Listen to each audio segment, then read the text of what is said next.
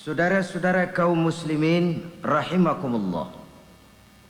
Hal ketiga yang merupakan perbendaharaan surga adalah wasilaturrahmi. Orang yang suka bersilaturahmi. Sebagaimana yang kita maklum bahwa manusia adalah makhluk yang disebut zon politikan. Makhluk sosial yang tidak mungkin hidup sendiri-sendiri.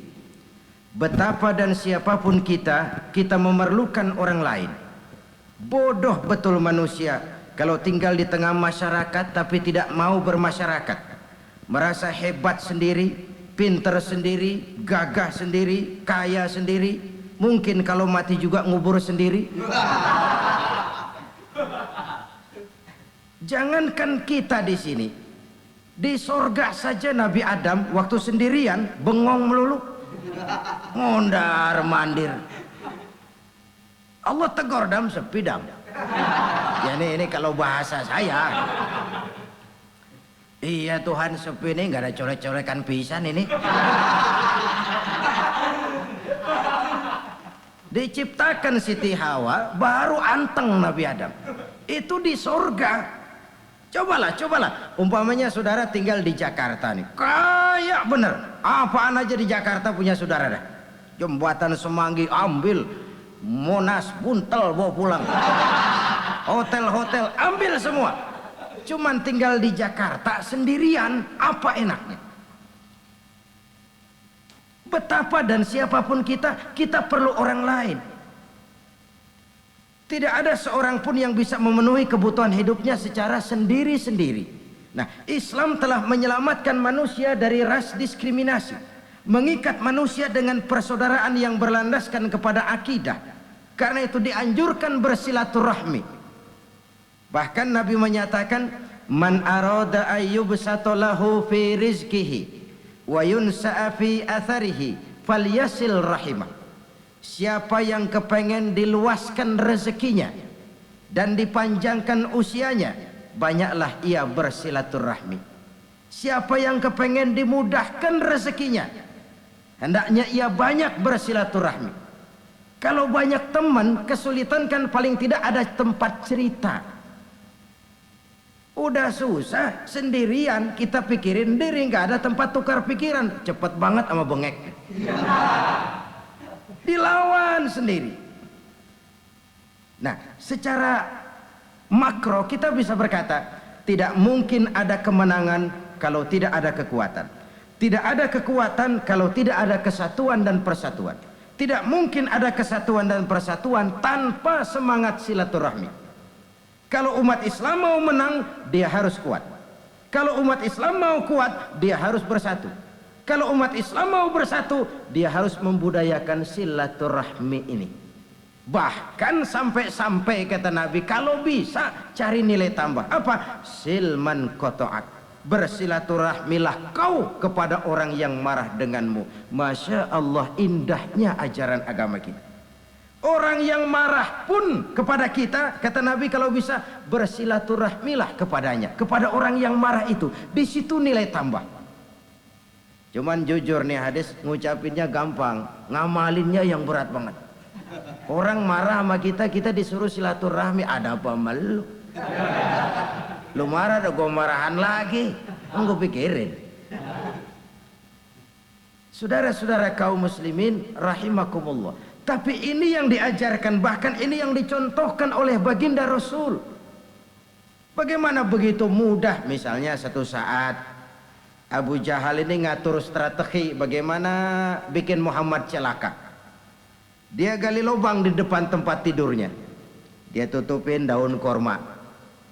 Terus dia panggil seseorang, ke sini, kasih tahu Muhammad, pamannya sakit keras, minta ditengokin. Berangkat orang ini ke sana. Muhammad, labbaik, pamanmu sakit keras, dia minta ditengokin. Baik, saya akan datang menjenguk beliau. Berangkatlah Nabi ke rumah Abu Jahal tanpa prasangka apapun. Abu Jahal udah pasang setil, selimut 3 rangkap setengah dipakai, persis kayak orang meriang. Tapi sembari ngintip dari balik selimut, begitu Muhammad buka pintu, nah masuk perangkap nih. Muhammad jalan menuju tempat pembaringan. Makin lama makin dekat, makin lama makin dekat, makin dekat ke lubang yang dipasang oleh Abu Jahal itu. Dalam hati Abu Jahal, terus dah jatuh, mampus dah lo ini, mampus lo hari ini nih. Apa yang terjadi? Malaikat Jibril datang, Muhammad, pamanmu cuma pura-pura sakit. Di depan tempat tidurnya ada lubang perangkap supaya kamu jatuh ke situ. Udah, kamu pulang. Balik kanan Nabi. Udah hampir jatuh ke lubang, balik kanan, pulang. Bayangin kecewanya Abu Jahal. Muhammad dikit lagi, Muhammad dikit lagi. Enggak paman, saya pulang aja. Emosi, bangun dari tempat tidur, enggak sadar kalau lagi pura-pura sakit. Lompat ngejar Nabi, dia lupa dengan lubang yang dia gali. Usrak, nyemplung sendiri ke dalam lubang.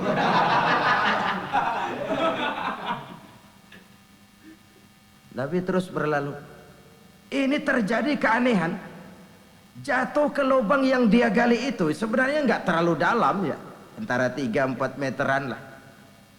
Tolong saya jatuh ke lubang ini. Datanglah pelayan-pelayannya itu. Angkat saya dari sini. Oh, yang ngulurin tambang. Satu gulung belum juga nyampe itu tambang. Kurang, beli lagi ke warung. Sambung, ulur lagi, nggak juga bisa sampai. Wah, ini kerjaan Muhammad ini. Tolong, siapa salah seorang kamu ke rumah Muhammad, kasih tahu encangnya kecebur. Minta ditolongin. Disampaikan kepada Rasul. Kenapa? Pamanmu jatuh ke lubang, Muhammad minta tolong diangkatin. Tambang udah nyambung-nyambung nggak nyampe juga. Ya, nanti saya datang, saya tolong. Cobaan. Nyata-nyata orang berniat jahat mau mencelakakan dia. Datang dia menolong. Ini yang disebut air tuba dibalas air susu ya ini. Bukan sebaliknya. Air tuba dibalas air susu. Paman, kecebur ya? Iya Muhammad, tolong ini. Pegang tangan saya. Nabi ulurkan tangannya. Nyampe. Dipegang oleh Abu Jahal. Diangkat ke atas. Sampai atas. Apa kata Abu Jahal? Sihirmu memang hebat Muhammad. Udah ditolongin dikata sihir. Yang enak kita kemplang kan itu orang wira. Urusan apa? Tapi inilah akhlak. Kalau bisa kamu bersilaturahmilah dengan orang yang marah kepadamu sekalipun. Orang marah kita tetap baik. So kalau kita berbuat baik sama orang yang memang baik, rasanya sih biasa-biasa aja. Orang baik kita baik lagi, ya draw aja, belum ada nilai tambah di situ. Baru ada nilai tambah kalau kita bisa berbuat baik kepada orang yang nyakitin kita. Itu namanya kita setingkat di atas dia. Dia sakitin kita, kita berbuat baik sama dia. Dia pelit sama kita, kita baik sama dia. Dia marahin kita, kita deketin dia. Di situ kita punya nilai tambah. Jadi siapa yang ingin diluaskan rezekinya, kata Nabi, dan dipanjangkan umurnya, hendaklah ia banyak-banyak bersilaturahmi. Sederhana sebenarnya silaturahmi, tapi silaturahmi membangkitkan semangat kesatuan dan persatuan. Kesatuan dan persatuan melahirkan kekuatan. Dalam matematika 1 ditambah 1 pasti 2. Tapi di tengah masyarakat 1 orang takut ditambah 1 orang takut, hasilnya jadi 2 orang setengah berani. Kenapa setengah berani? Karena udah berdua. Tadi pan takut sendirian. Kalau dia kumpul turu-turu takut lah jadi berani. Kita yang lemah, kita yang tidak berdaya, kita yang miskin, kalau mau kompak bersatu, apa yang nggak bisa kita kerjain? Apalagi tinggal di kota besar, pilihan cuma 2, bertahan atau minggir. Bertahan atau minggir. Untuk bisa bertahan harus mampu bersaing. Untuk mampu bersaing harus punya keahlian. Keahlian harus ditunjang dengan pendidikan, ditambah oleh kekompakan sebagai umat. Udah miskin mencar mulu, orang injak kita. Orang nggak pandang urusan apa malu. Oleh karena itu silaturahmi pada hakikatnya merupakan roh dari ukhuwah yang diajarkan oleh agama kita. Bagaimana Islam menyelamatkan masyarakat manusia dari ras diskriminasi, mengikat manusia, dan tidak ada persaudaraan yang lebih indah selain persaudaraan yang diikat dengan nilai-nilai akidah. Sepanjang orang di jalan Allah, itulah saudara kita. Keluar dia dari jalan Allah, selesailah persaudaraan sampai di situ. Karena itu, kalau ingin menyimpan sesuatu di surga, banyaklah bersilaturahmi. Datang ke rumah ini, datang ke rumah itu, dan lain sebagainya. Itu simpanan kita di akhirat nanti. Ini yang ketiga. Saudara-saudara, yang keempat, perbendaharaan surga itu apa? Wa qawlu la hawla wa la quwwata illa billah. Ucapan la hawla wa la quwwata illa billah. Ibadah kan ada yang berat, modalnya besar. Bangun masjid berat, modalnya besar. Bangun rumah sakit berat, modalnya besar. Ada ibadah yang berat tapi modalnya ringan. Misalnya puasa. Puasa itu berat, mengendalikan nafsu. Kalau sekedar nggak makan nggak minum sih enteng, mengendalikan nafsu itu jihad terbesar. Tapi kan modalnya ringan, cuma niat saja. Ini ibadah berat, modalnya ringan. Ada ibadah yang ringan, modalnya juga enteng. Seperti termasuk ucapan la haula wa la quwwata illa billah. Tanpa sadar, la haula wa la quwwata illa billah, nyelengin tuh di surga. Nyelengin, kita nggak terasa, nyelengin simpenan akhirat. La haula wa la quwwata illa billah, nyimpen lagi. Kaget, la haula wa la quwwata illa billah, nyimpen lagi. Banyak simpenan. Walaupun sebenarnya yang dimaksud di sini adalah kesadaran batin bahwa tidak ada daya dan kekuatan kecuali Allah. Itu intinya. Kita memulai pekerjaan disunahkan baca bismillah, kan begitu?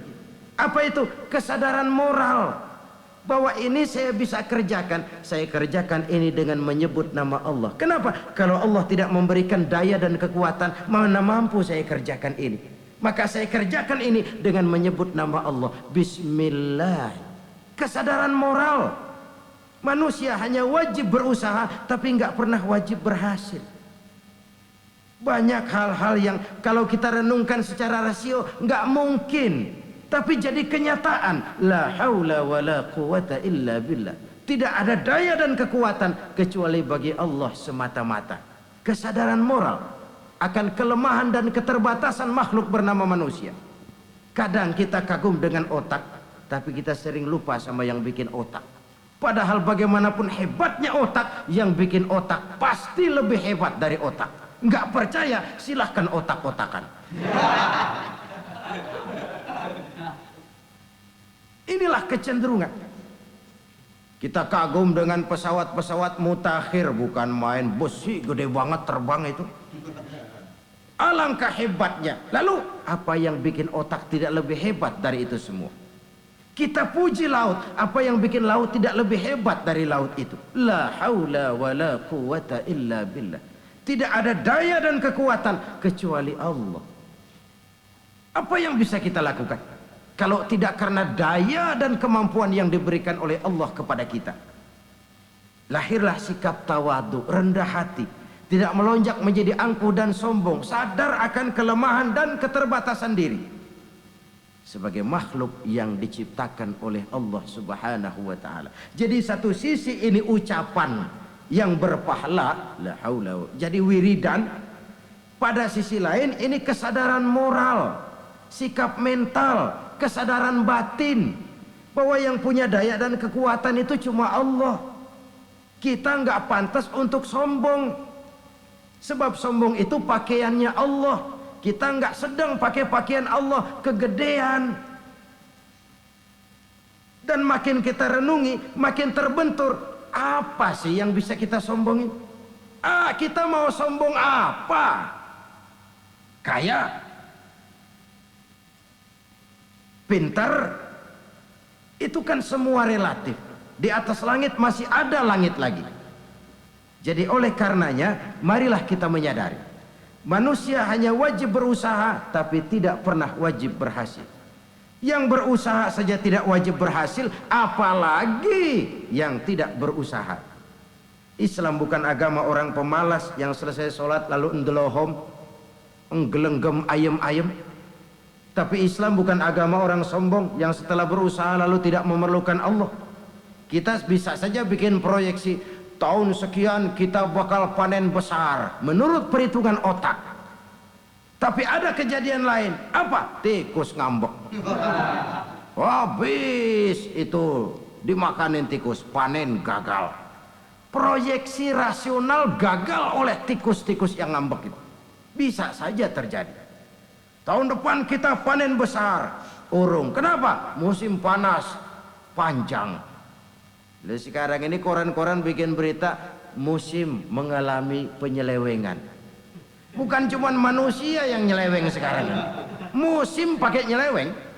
Mestinya kan musim hujan udah selesai, masih hujan-hujan juga. Musim. Lah sekarang kita boleh bikin proyeksi, kita bakal panen besar. Tahu-tahu musim panas panjang, sawah retak, air kering. Cari teknokrat yang paling botak, suruh pendekin tuh musim panas. La haula wa la quwata illa billah. Inilah kesadaran moral. Saudara, saya teringat satu saat ada seorang konglomerat.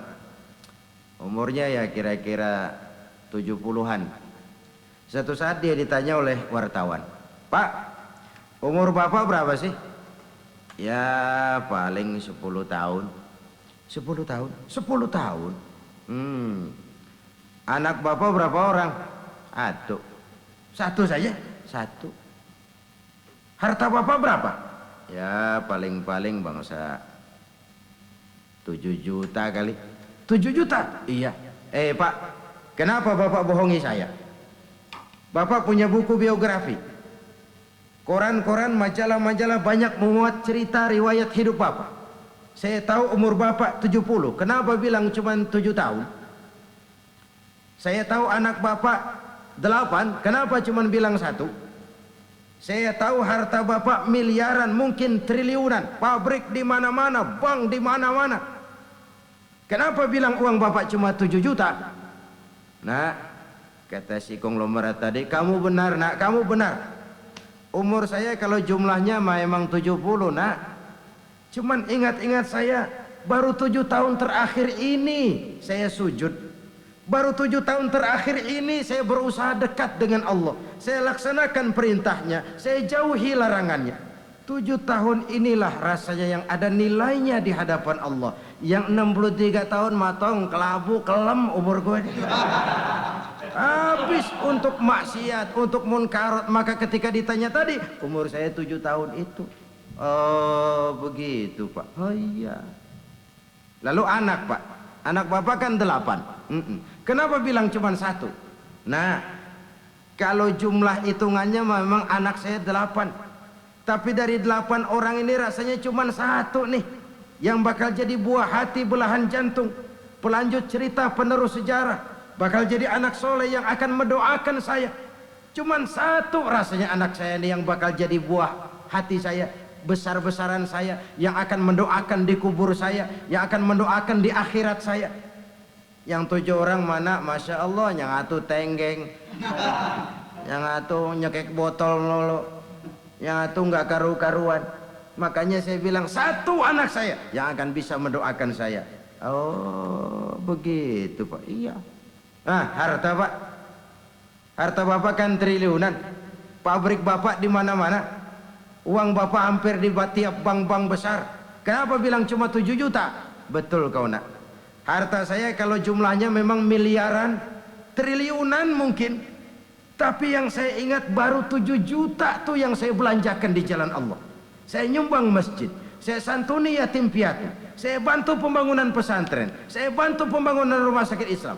Itu yang akan saya bawa pulang ke akhirat, yang 7 juta itu. Yang triliunan itu nanti akan diperebutkan oleh anak-anak saya sebagai waris saya.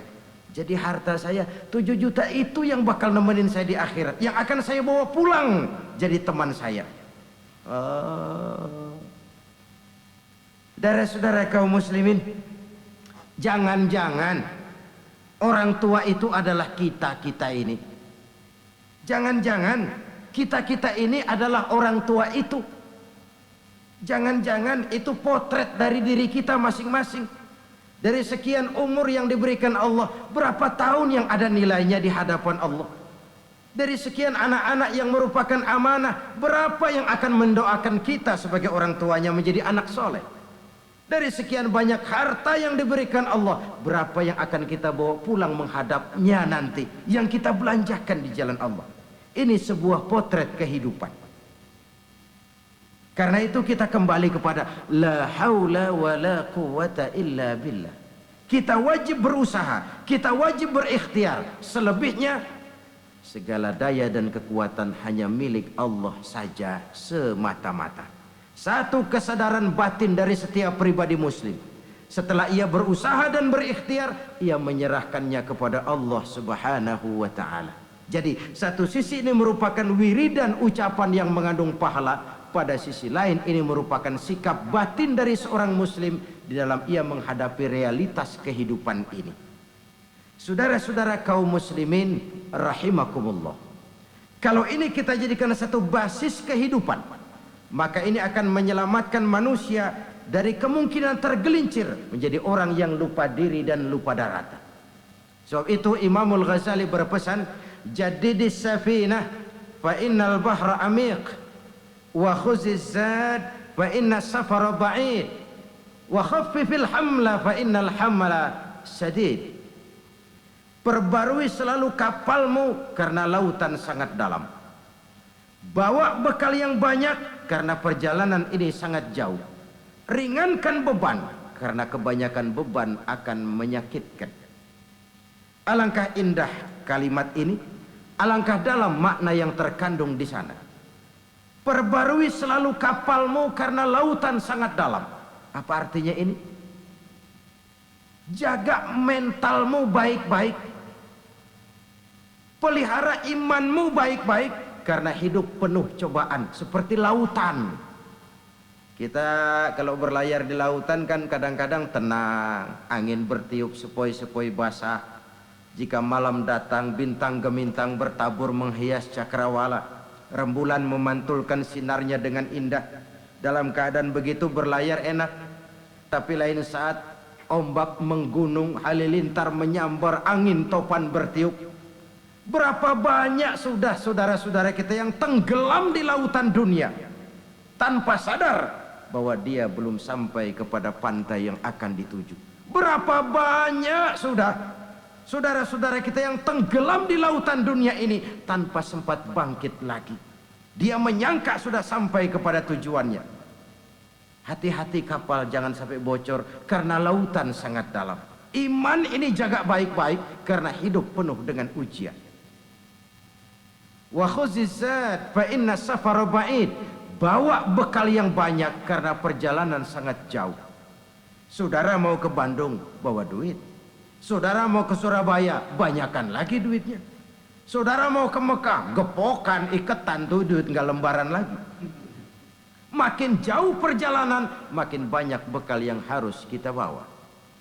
Kalau saudara dari Jakarta mau ke Surabaya, kagak bawa duit berangkat juga, itu sih bukan berani namanya, nekat. Sampai Surabaya belum tentu, sengsara di jalan udah pasti. Kenapa? Nggak bawa bekal berangkat. Sama juga kita nih, misalnya belum sempat sembahyang, mati. Waduh, berani banget orang. Belum punya bekal, mati. Sengsara di jalan. Atau bekal tidak cukup. Dari Jakarta saudara mau ke Surabaya, bawa duit 500 perak. Paling jauh Cikampek nyampenya itu. Paling jauh itu. Antara jauhnya perjalanan dengan bekal yang saudara bawa tidak seimbang. Hidup ini perjalanan panjang. A walking tour. Dimulai dari alam arwah. Sebelum jasad diciptakan, roh diciptakan lebih dulu. Dari situ pindah ke alam rahim. Dari alam rahim pindah ke alam dunia. Dari alam dunia pindah ke alam barzah. Baru menuju akhirat.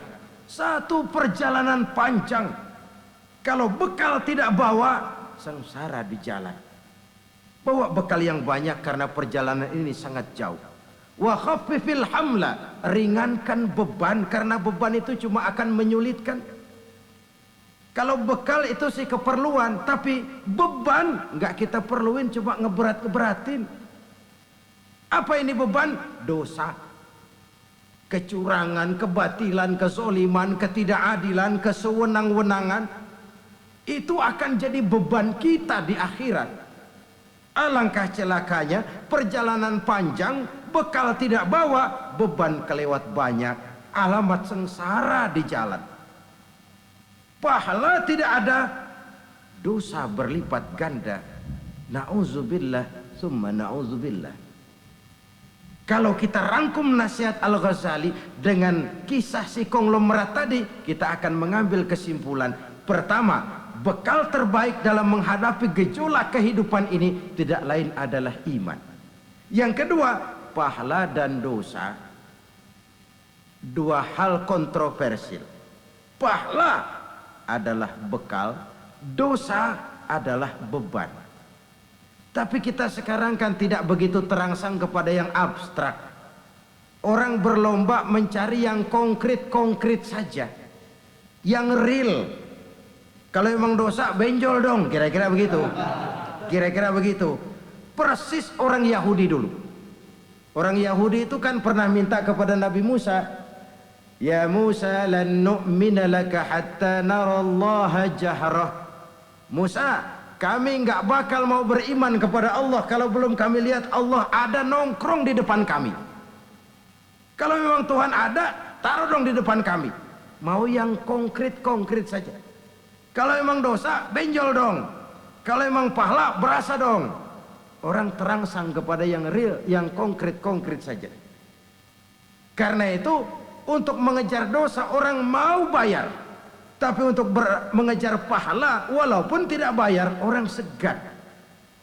Ini yang dikatakan oleh Nabi, kamu mengharapkan ke surga tapi kamu berat melaksanakan sesuatu yang bisa membawa kamu ke surga. Kamu ingin jauh dari neraka, tapi tiap saat kamu lakukan perbuatan-perbuatan yang justru menjerumuskan kamu ke neraka. Idda'aitum an-najata minan nar wa ramaitum fiha anfusakum. Kamu ingin selamat dari neraka, tapi kamu lemparkan diri kamu ke neraka. Kamu ingin masuk surga, tapi berat sekali kamu melakukan perbuatan-perbuatan yang bisa menyampaikan kamu di surga. Saudara-saudara kaum muslimin rahimakumullah. Jadi hal keempat yang merupakan perbendaharaan surga adalah la haula wa la quwata illa billah. Satu sisi ini merupakan ucapan yang memperberat timbangan akhirat. Pada sisi lain ini merupakan sikap hidup seorang muslim, kesadaran batin yang sangat dalam bahwa tidak ada daya dan kekuatan kecuali Allah. Dan itu kita simbolkan pada saat memulai pekerjaan dengan bismillah, dengan menyebut nama Allah. Satu kesadaran moral, saya hanya bisa melakukan ini karena diberikan daya dan kekuatan oleh Allah. Lahirlah sikap tawadu, rendah hati, tidak melonjak menjadi angkuh dan sombong. Saudara-saudara, sampai sini dulu jumpa kita kali ini. Semoga 4 perbendaharaan surga ini dapat kita lakukan, yang kelak akan merupakan bekal kita di kemudian hari nanti. Amin ya rabbal alamin. Terima kasih atas segala perhatian, mohon maaf atas segala kekurangan. Usikum wa iyaya bitaqwallah. Wassalamu alaikum warahmatullahi wabarakatuh. Waalaikumsalam